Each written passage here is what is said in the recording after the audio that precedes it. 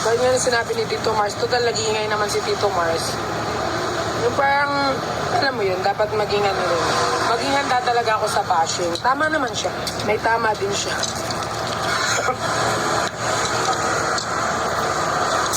Tama si Tito Mars. Kasi nasa ano ka na eh, public ka na eh. So okay na yun. Kalamera naman talaga ng buhay si Tito Mars.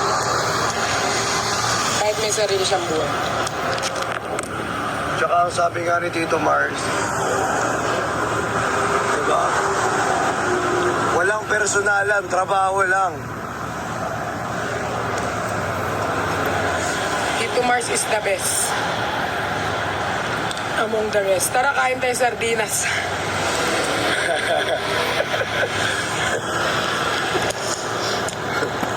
Kumakain din naman si Tito Mars sa sardinas.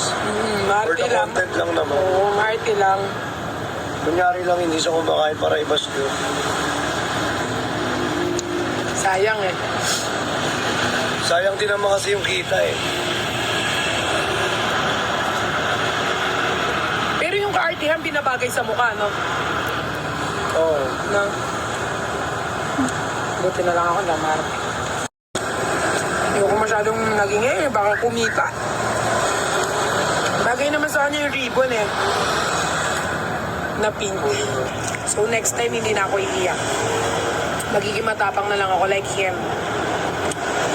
And then pag marami na akong bash, magpapakabait na ako. Like him. Should I say him or her?